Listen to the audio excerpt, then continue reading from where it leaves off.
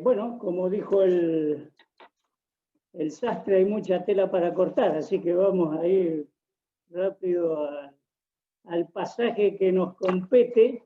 Estaríamos hablando de Hebreos capítulo 5, que, bueno, podemos ver en nuestras Biblias conforme a los títulos que se ponen de guía allí, ¿no?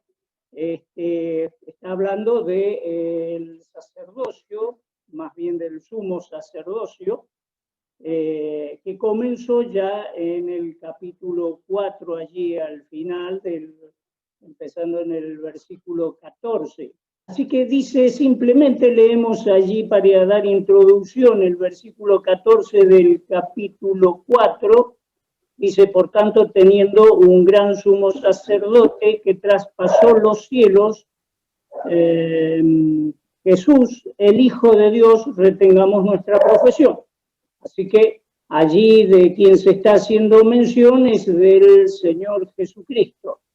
Y como nos dice el término, podríamos hablar entonces de un sumo sacerdote celestial para diferenciar de lo que vamos a comenzar leyendo en el capítulo 5, versículo 1. Y leemos entonces a continuación.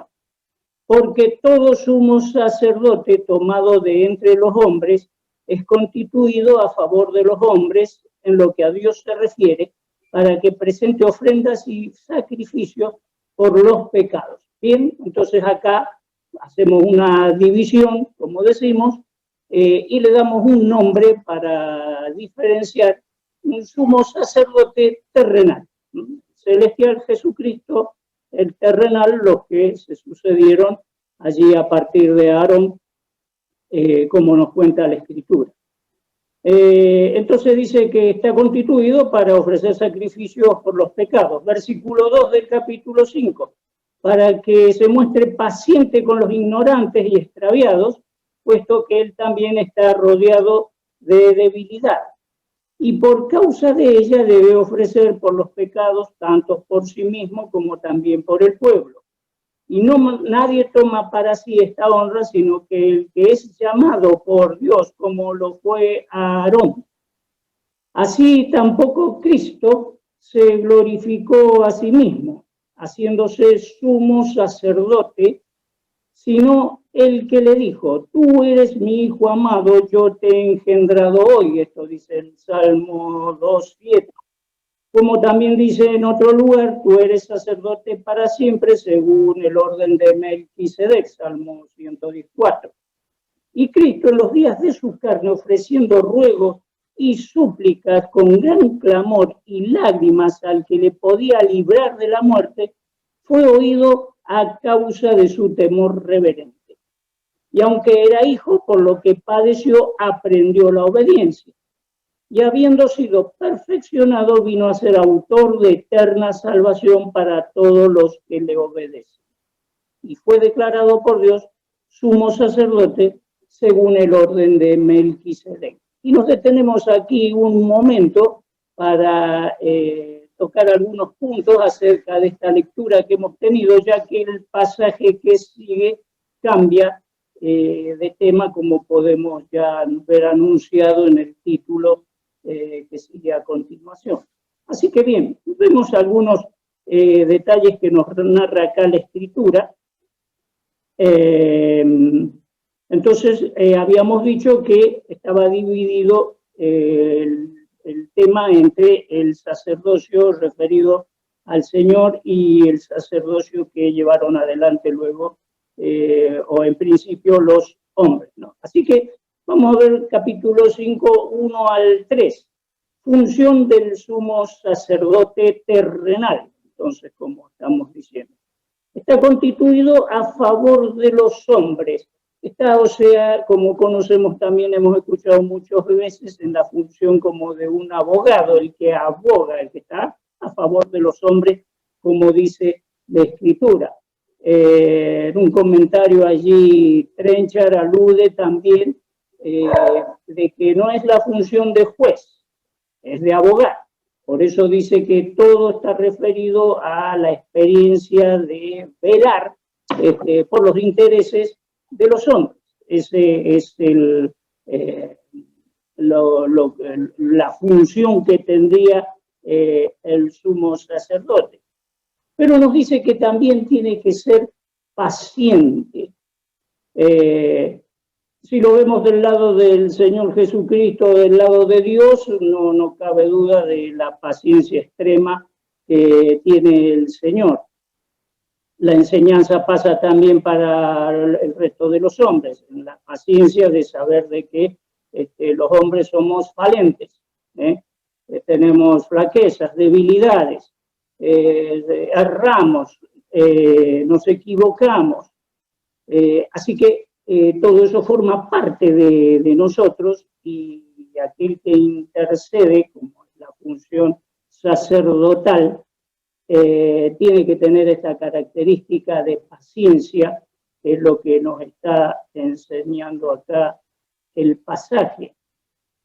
Pero luego vemos en el versículo 4 que no cualquiera podía llegar a ostentar esto, como hemos leído también, que siempre está relacionado, está respaldado por las escrituras, los pasajes que hemos narrado. El versículo 4 nos dice que esto es bajo el llamado de Dios.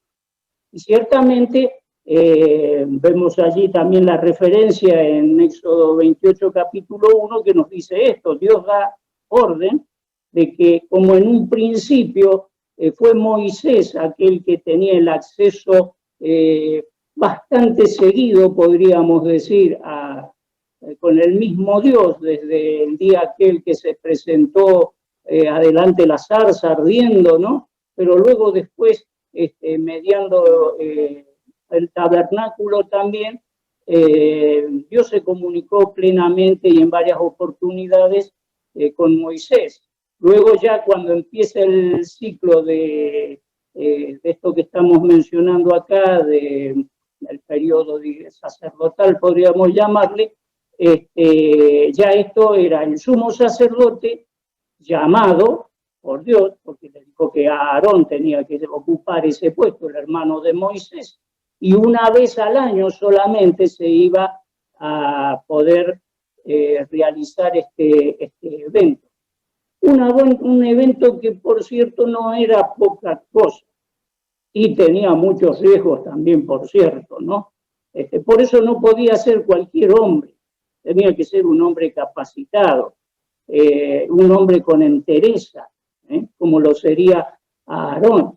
Porque luego de todo lo que era, más allá de lo que era todo el ritual que tenía que llevarse adelante en cuanto a sus vestimentas y demás, y a sabiendas de que él era un hombre como cualquier ser humano, con pecado, ¿no es cierto?, con la impureza que impide ir a la presencia de Dios, y tenía que disponerse para justamente presentarse adelante de aquel Dios santo, de la presencia de aquel Dios santo, en la cual, si las cosas no estaban hechas en su orden, podía costarle la vida.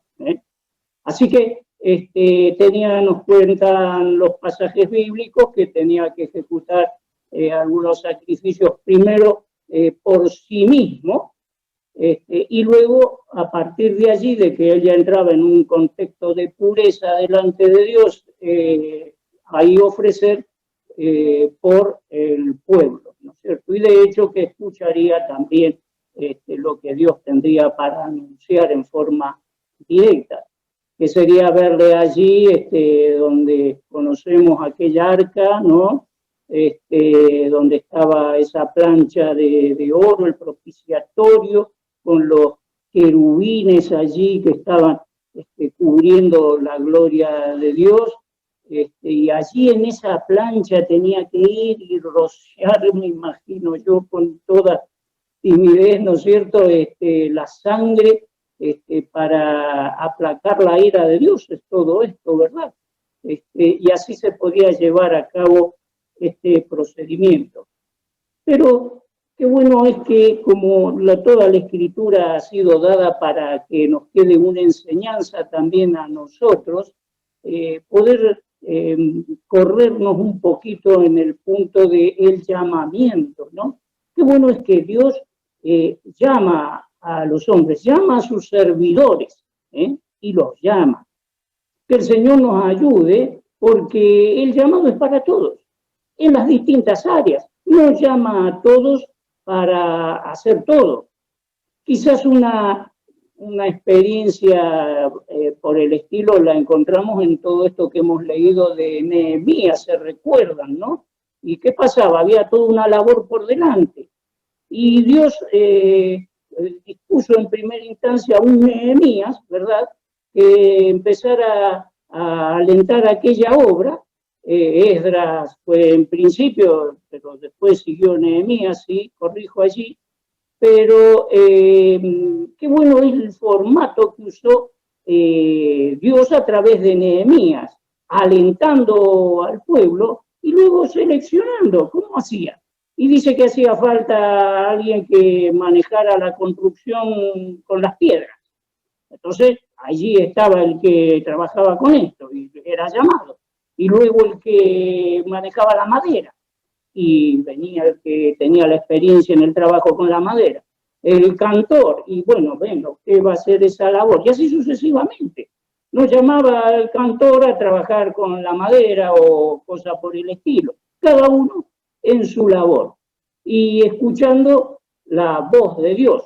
Que el Señor nos ayude a poder percibir ese llamado, porque es seguro que el Señor nos llama para alguna labor. Él no quiere que sus hijos, los creyentes, estemos ociosos. No puedo decir yo, no, Dios no, para mí no tiene ningún trabajito. Qué bárbaro, así que no hago nada. No. Algo tiene que haber. El tema es que yo tenga la capacidad de escucharle y de percibir lo que ese llamado está queriendo hacer el Señor conmigo para una labor. Y así sucedía, volviendo al pasaje que nos refiere, que en primer caso lo tuvo a Aarón para el puesto de sumo sacerdote. Podemos agregar también de que a la hora del llamado de Dios y que escuchemos aquel llamado, optemos por acudir a su llamado. Sería incorrecto negarse, si tenemos en claro, el llamado de Dios. O sería incorrecto pensar que el Señor me llama para una labor en la cual no me ha llamado. Y ahí me voy a equivocar y voy a tener consecuencias también al respecto. Así que la cosa no es tan compleja, pero tiene sus aristas. Y es bueno que el vínculo con el Señor, en la oración, en tratar de conocerle un poco más, leyendo su palabra, meditando en ella, esa comunión se fortalezca y podamos comprender un poco más de lo que el Señor pretende para cada uno de nosotros. Agregaba acá algunos conceptos en el hecho de oír el llamado de Dios, que de golpe no aparezca en escena tampoco la pereza, ¿no es cierto? La desconfianza, el ser indeciso y bueno, y no, quizás más adelante, no, que tengamos decisión cuando tengamos el llamado por delante y obremos en consecuencia. Así que allí estamos por el versículo 4 del pasaje que estamos leyendo del capítulo 5. Luego, versículos 5 y 6. Veíamos que dice, así tampoco Cristo se glorificó a sí mismo, y en los dos versículos que siguen a continuación tenemos referencias bíblicas en los Salmos, tanto en el 2.7 como en el 110.4, que hacen referencia a que el mismo Señor Jesucristo estuvo en él el ejemplo para ser llamado, mostrar a ciencia cierta que él fue sumo sacerdote por el llamado de Dios. Pasamos al versículo 7 y 8, ya que eso era en el 5 y 6, que pasa a mostrarnos cuál fue la experiencia del Señor Jesucristo, del Hijo de Dios humanado a semejanza nuestra. Y nos narra allí con claridad todo lo que fue aquella experiencia, porque dice Cristo en los días de su carne, en los días de su humanidad, nos quiere decir aquí, cuando se había encarnado en un hombre con el nacimiento, desde el nacimiento, como hemos estado recordando estos días atrás, aquella noche buena, y manifestó totalmente su humanidad. Y nos da unos puntos que son muy claros para tener presente, porque nos dice que hay una lista aquí, dice que rogaba, dice que suplicaba, estamos hablando del Señor, dice que clamaba, dice que lloraba también. Bueno, la tristeza del Señor sin ver sus lágrimas en el Antiguo Testamento también la podemos encontrar, ¿no?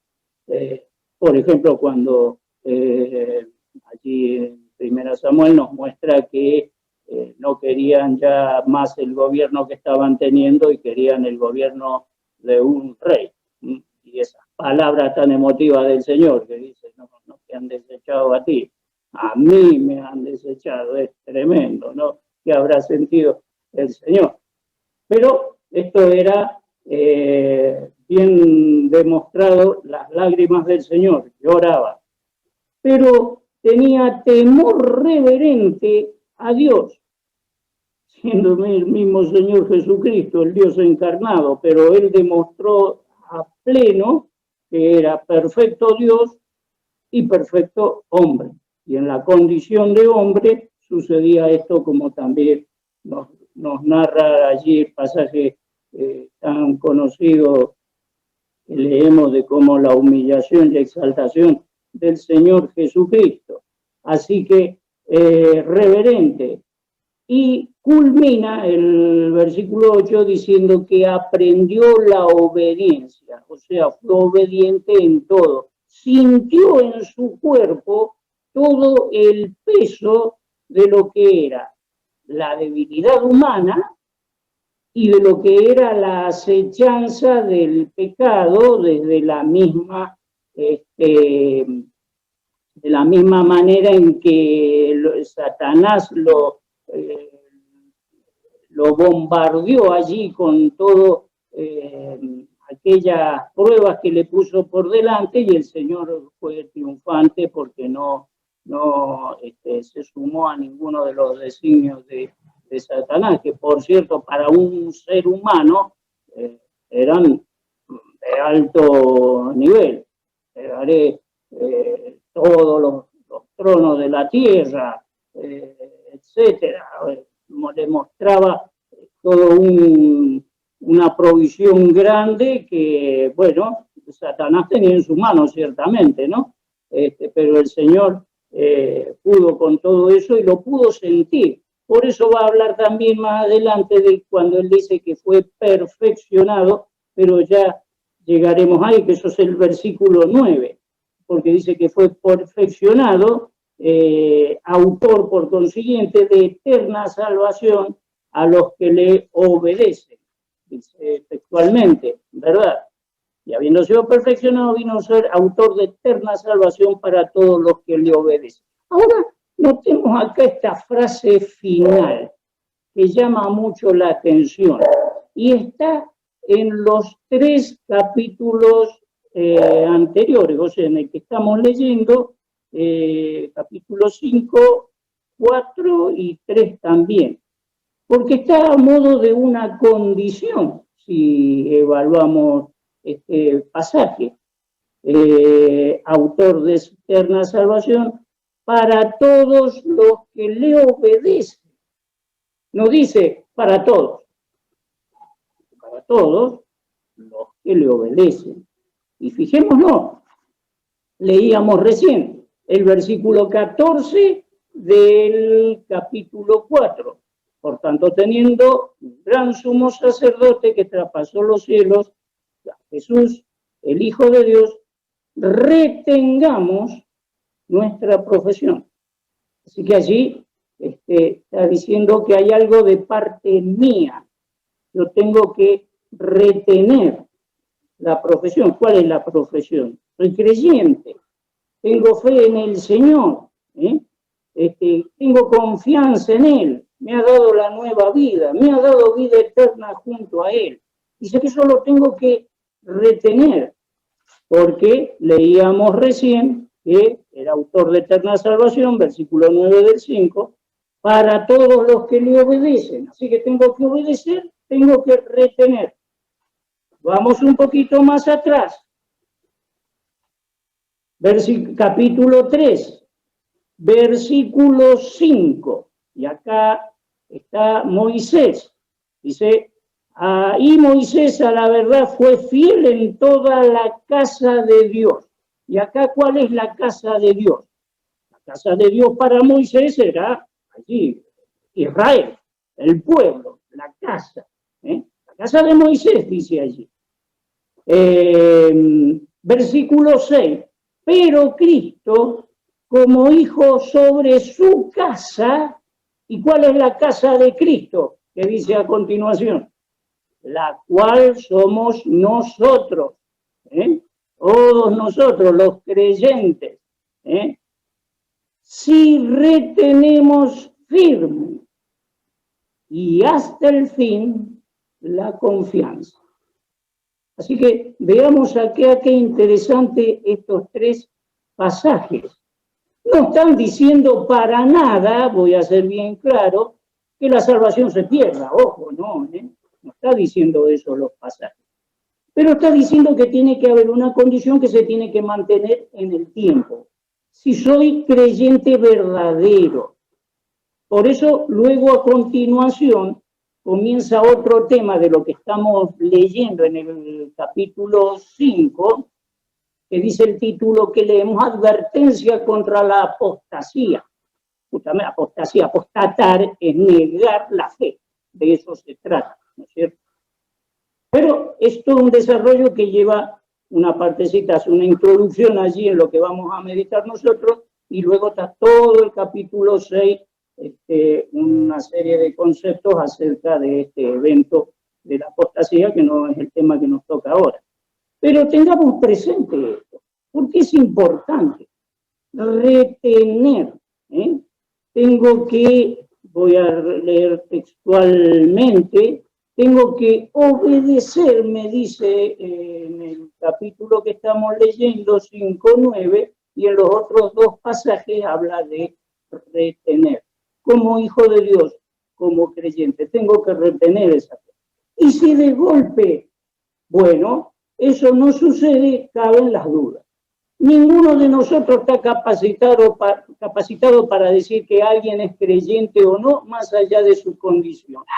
Sabía decir un hermano, me recuerdo hace bastante tiempo, me dijo una vez, dice, mira, dice, una ovejita puede salirse del redil, caer en el fango, revolcarse, andar mal, pero si alguien la agarra y la limpia un poco, ahí nomás se ve que es una ovejita. Tiene la característica, no deja de ser. Por eso nosotros argumentamos con conocimiento de causa que la salvación no se pierde, porque es así, ¿no es cierto? El creyente no pierde su salvación. Pero puede ser la situación de que haya alguien que parece ser creyente y no lo sea. También advierte de esto la Biblia, ¿verdad?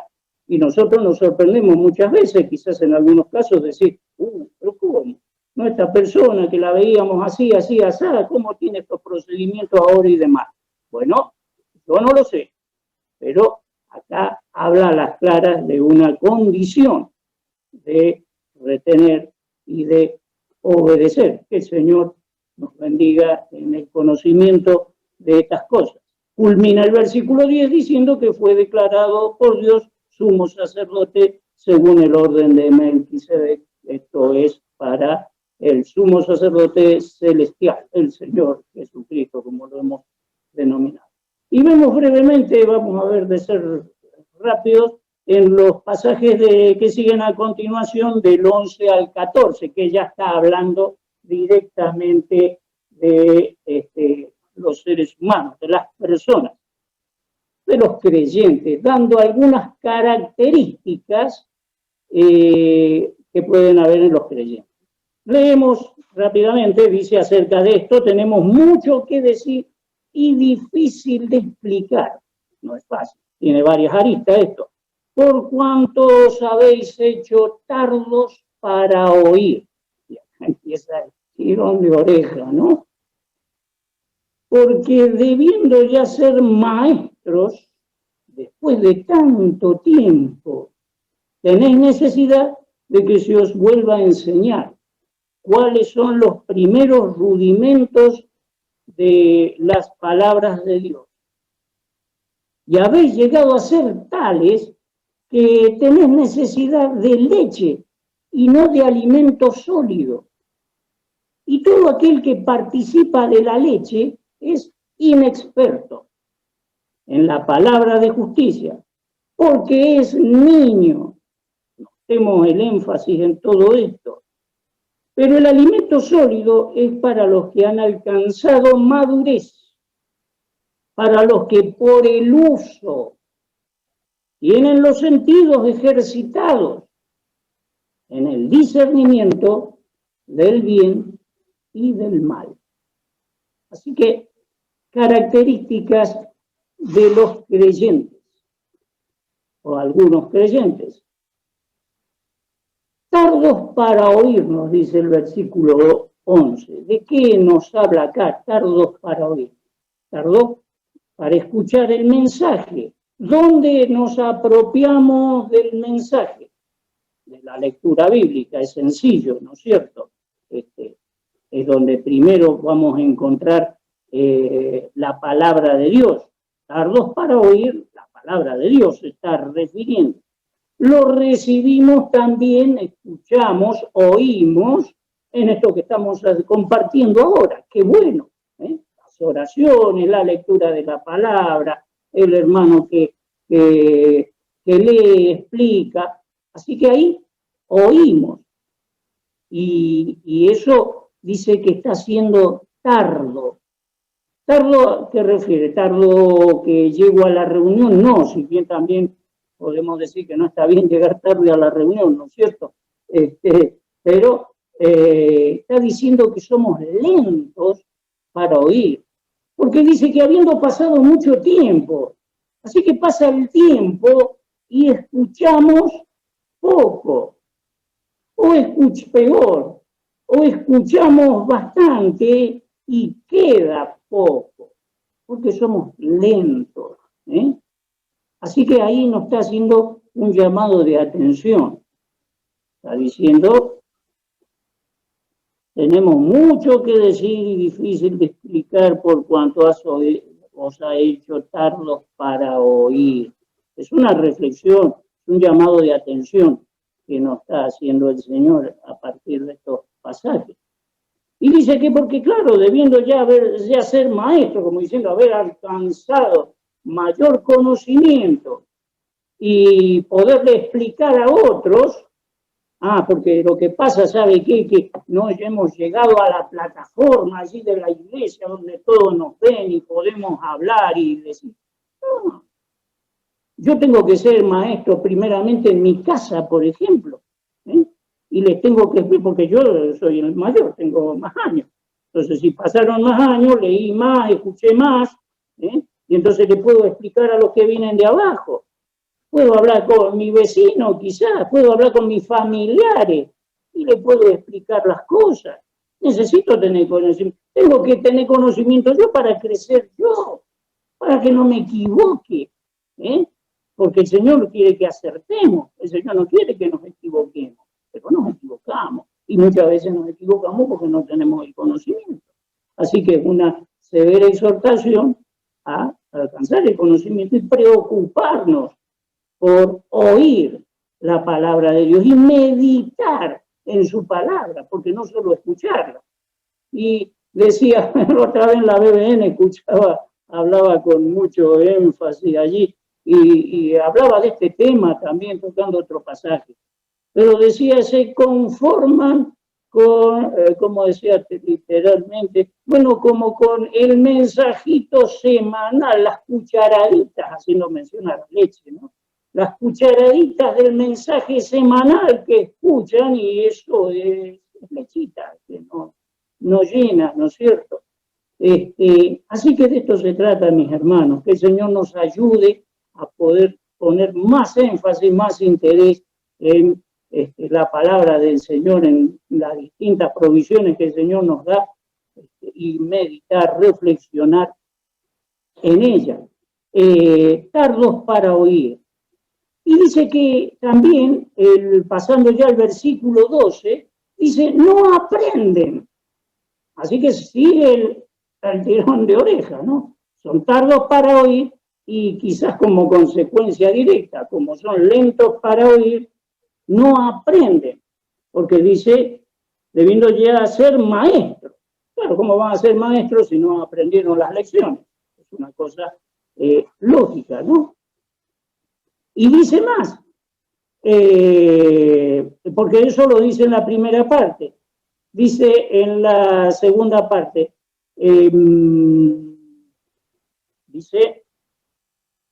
dice que tienen necesidad de que se os vuelva a enseñar cuáles son los primeros rudimentos de la palabra de Dios, y habéis llegado a ser tales que tenéis necesidad de leche y no de alimentos sólidos. Y acá está haciendo una separación en función de lo que decíamos recién. Permanentemente estar necesitando lo básico, lo toma como el alimento liviano, que es la leche. El bebé cuando toma la mamadera. Decía también en la BBN ahí uno, dice, ¿ustedes cómo verían? Dice, si van vieron que se ven en las películas por allí, esa, ¿cómo se llama? Están todas las cunitas, las neonatologías, decimos nosotros, ¿no es cierto? Están todas las cunitas con los bebés allí. Entonces se ven a través de un vídeo, uno va y mira y están ahí los bebés. Y dice, entonces, iba viendo un bebé, otro bebé, y de golpe se encontraba con un grandulón de 40 años, dice, tomando la mamadera, ahí en la cunita. Dice, pero, no, oiga, venga, usted no tiene que estar acá, esto no es para usted. No, dice que contestaba el otro, no, es que a mí yo me siento bien acá, déjeme yo en la cunita tomando la leche. Decía, no era todo un chiste allí que hacía el hermano, ¿no es cierto? Pero poniendo en énfasis esta situación que no es nada chistosa, ¿no? Que transcurran los años y el creyente se alimente de lo simple, de lo básico.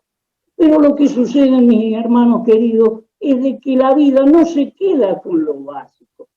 En la vida comienzan los años de vida y, como decimos, el alimento que recibimos es el alimento de un niño, los cuidados de un niño, las atenciones de un niño, las responsabilidades pocas de un niño.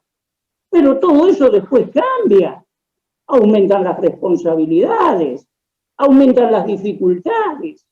Y si el creyente se quedó con lo básico, le va a ser muy difícil llevar sus responsabilidades adelante, porque vienen, y cada uno analice su situación personal si se quiere, pero esto nos compete a todos, nos toca a todos por igual, ¿verdad? Así que es ciertamente un llamado de atención a no quedarnos con lo básico, porque la vida después se pone más compleja y hay que saber lo más complejo. Y está la provisión en la palabra de Dios, está la provisión en la comunión con la iglesia, está la provisión en que valoremos el ser miembros de la iglesia del Señor, de la iglesia local, porque alguno por allí se ha escuchado decir, voces, no estoy hablando de nuestra congregación, no, yo en mi casa leo la Biblia, medito en la Biblia, oro al Señor, en mi casa. Te perdiste la comunión, querido mío, y el Señor nos invita a estar en comunión. no en la casa leyendo la Biblia. Está bien que estemos en la casa leyendo la Biblia, pero no nos perdamos la comunión del Señor en la iglesia, fundamental, porque no vamos a crecer como tenemos que crecer, no vamos a madurar como tenemos que madurar. Así que bien, versículo 12 nos dice esto. Dice luego el versículo 13, no tienen experiencia, son inmaduros espiritualmente, es lo que estamos diciendo. Por eso, si quedó, la vida quedó en lo simple, ¿y cómo experimentamos, con qué experiencia nos enfrentamos a lo complejo? Tenemos que armarnos de experiencia. Y habría mucho ahí para hablar, y más a los más jóvenes, nos toca a todos, pero los jóvenes que vienen creciendo y que van a tener desafíos importantes, tienen desafíos ya en sus estudios, muy bien, y que lo puedan llevar adelante correctamente, muy bien, pero van a tener otros desafíos, desafíos de formar familias, desafíos laborales, y los desafíos vienen, y qué bueno es que los podamos enfrentar y que los podamos llevar adelante como corresponde. Así que hace falta la madurez espiritual en pos de todas estas cosas que estamos mencionando. Porque justamente, vamos a lo literal que nos está narrando el pasaje. Dice, porque todo aquel versículo 13 que participa de la leche es inexperto, no tiene experiencia. Y hay que hacerse de la experiencia. No es fácil, porque es vivir los distintos eventos que nos pone adelante la vida. Pero, por ejemplo, ¿cómo puede decir un muchacho, no, yo estoy muy dispuesto a enfrentar los desafíos de la vida? Mire cómo lleva su desafío en el estudio. No, me va para el amor. Bien, le va mal en el estudio. Y usted, yéndole mal en el estudio y no pudo afrontar adecuadamente ese desafío, va a tener los otros desafíos que son más complejos, los va a poder llevar adelante. Es un ejercicio, Lo estoy tomando no como una condición para el creyente, aunque si me preguntan más profundamente lo dejamos ahí. Pero es un ejercicio, es lo que nos está diciendo, es una experiencia que se nos presentan y que la podemos llevar bien, responsablemente, o la podemos llevar mal, como lamentablemente ocurre muchas veces. ¿Y qué hay para después si en esto flaqueamos?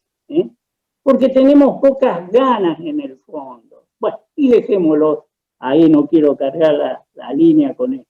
Pero nos dice, hay que hacerse de experiencia. Son inexpertos, dice. Yo quiero ser inexperto, ¿ustedes quieren ser inexpertos? No, experimentados, en la palabra de justicia. Y dice que porque es niño, claro, otra vez vuelve al mismo caso, se quedó en la niñez, de que todo venía facilcito de arriba, de la mamá, del papá. No, ahora no viene la mamá, ahora vengo yo, tengo que poner lo mío, de esto habla. Pero el alimento sólido es para los que han alcanzado, y terminamos, los que han alcanzado madurez. Los que por el uso, noten de nuevo el énfasis. El uso, ¿cómo es el uso? La experiencia, experimentar, hacer, practicar, las cosas buenas, las cosas dignas, como las que estamos hablando, ¿no es cierto? De esto se trata. Entonces dice que por el uso tienen los sentidos ejercitados, eso me da experiencia, ¿se dan cuenta? Así que si yo las responsabilidades que me presentan, me dispongo por completo, las llevo adelante, me instruyo en las distintas áreas que me tenga que instruir y las saco adelante adecuadamente, me hago de una experiencia que me va a servir. Pero ¿qué experiencia espiritual va a tener que yo estudie ingeniería? Ah, no, mucho gusto. Las capacidades suman, de lo que sea. Si sos ingeniero, si sos doctor, si está bien, es un desarrollo económico, material, pero es intelectual también, es experiencia, con la gente que te relacionás, los temas que se conversan, las experiencias de vida que se transmiten, cuántas cosas, todo suma, o por allí resta. Tengamos cuidado. Así que dice que por el uso tienen los sentidos ejercitados. Entonces, ¿qué aparece en escena? El discernimiento del bien y del mal. Ahí está Filipenses capítulo 1, versículo 9, está orando el apóstol. Y dice, ¿para qué? Para que abunden en conocimiento, justamente. Y dice el versículo 10 de la razón, para que aprueben lo mejor. Discernimiento. Esto es bueno, bien. Esto es malo, afuera. Discernimiento. Esto lo apruebo, bien. Esto lo desapruebo porque es malo. Porque está en conocimiento de lo que es la voluntad de Dios.